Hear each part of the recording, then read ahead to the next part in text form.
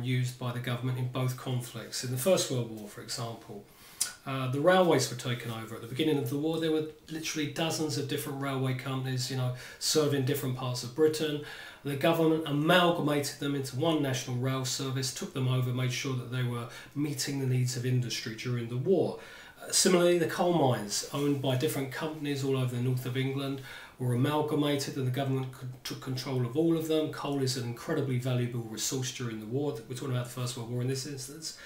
And the government takes over the mining industry. Similarly, the shipyard industry, creating ships, creating boats for the Navy, which are going through a huge conflict with the Germans. They're being sunk, they have to be replaced. The government takes over all these separate, individually owned companies, private companies, takes them over for the duration of the war, and pushes them into this direction, build this type of ship, build that type of ship. So again, shipyards are being taken over. There's an enormous push to get women to take over the jobs of men in heavy industry, in the big munitions factories, in the steel yards, wherever possible, get women in to do those male jobs, to release the men to go off to fight at the front. There's something called the Ministry of Labour created during the First World War, and this will coordinate all the different aspects of the economy to gear them towards total war, to ensure that Britain is producing enough weapons, enough ships, enough bullets, ammunition, material. Everything's geared towards promoting Britain's effectiveness during the war against the Germans, which is a total war, which is dragging on much longer than anticipated. Remember, it's all meant to be over by Christmas. It's dragging on to its 4th and 5th year. So the whole of the country is girded up for this effort to produce the material to win the war. Trade unions during this period also find they have an enlarged role. Their membership doubles during the First World War, and they're given an enormous amount of influence. And again, this will be borne out in the interwar period when the general strike happens in 1926, because trade unions have grown and their power has increased during the duration of the First World War. Second World War, again, industry is incredibly important, can't stress that enough. There's a guy called Ernest Bevin who's made Minister of Labour, and he has power over all of the industries in the UK. Throughout the Second World War, the coal industry is problematic. There are pressures to remove men from the mines, to release them for the armed forces. So they draft children, or I won't say children, I'll say young adults. They call them Beving boys. These are young boys, 16 years of age, who are sent down the mines for the duration of the war to release men from the pithead to go and fight for the British Army. And again, these are quite celebrated people. I'll just show you a picture that's in the book you may have come across of the Bevin boys. This picture here, Boy's Own, is a comic showing this cheerful young lad coming off of his shift after being down the mine. And this was an eye-opener for many of the boys who were sent down the mines, at the dreadful conditions the miners had to work under. So the Bevin boys during the Second World War. And wages and hours were strictly controlled by the government. Finances are incredibly important during wartime, so the government is making sure that they have enough money to pay these workers. Shifts are extended, the working week is extended so that more munitions, weapon material, etc., raw materials are produced for the conduct of the war. Fourthly and lastly, women are drafted into industry, conscripted, forced to go into industry. It's not a voluntary thing like the First World War. They are forced to join these organisations, or to join the workforce.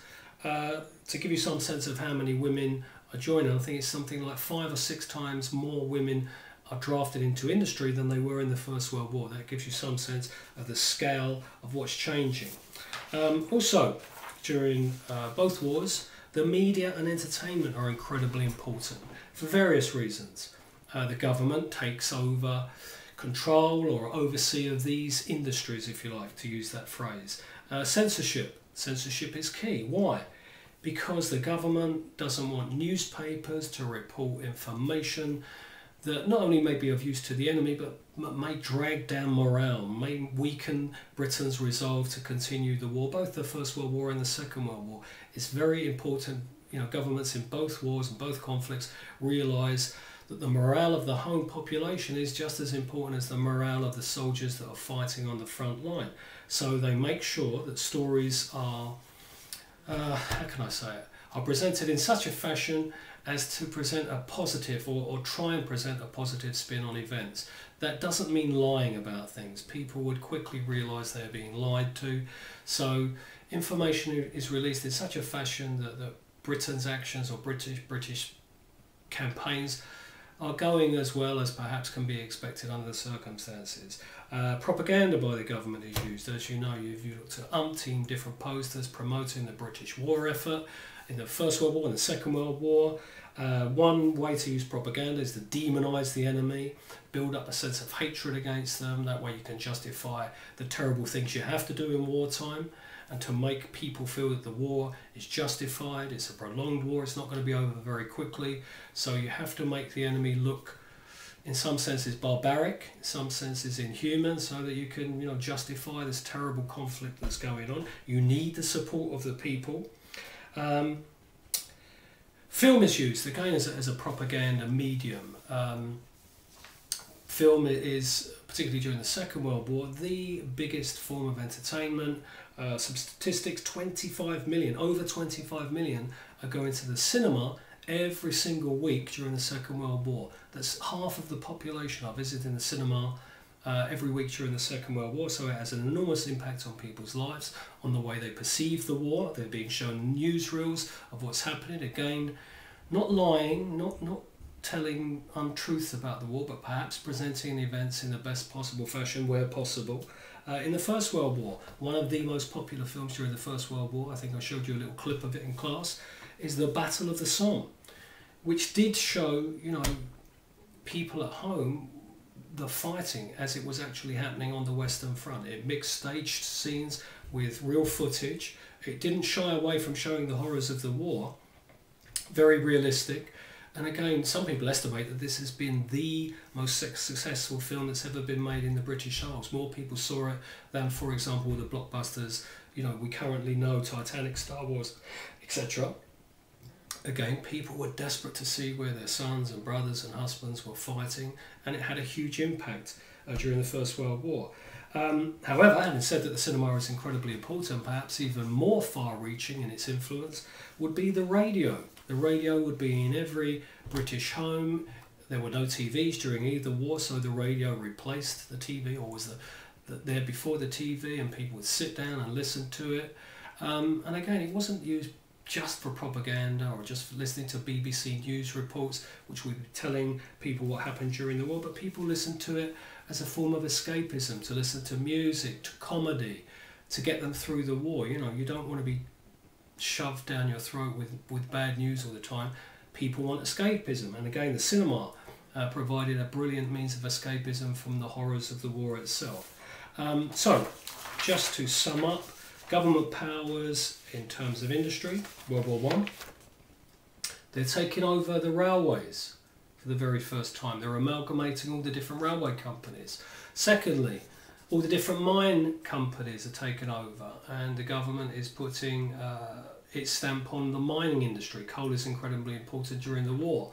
Thirdly, shipyards. All the different privately owned shipyards are being taken over by the government, and the government is directing what ships are being built. Women are being pushed into ever-increasing numbers into heavy industry to release men to take over frontline duties. A Ministry of Labour is created to direct industry to this war effort. The war is dragging on much longer than anticipated.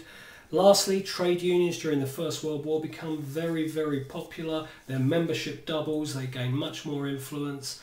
And again, this will be borne out in the interwar period, when there is a series of huge strikes that bring the British economy to its knees during the 1920s.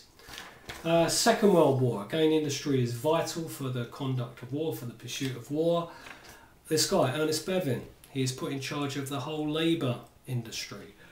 Coal supplies, vital for the pursuit of the war, the continuance of the war.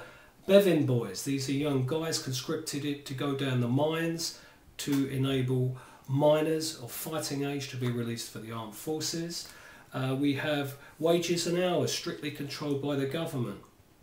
In general, wages are suppressed and hours become extended so that more material can be produced. And women in the Second World War are conscripted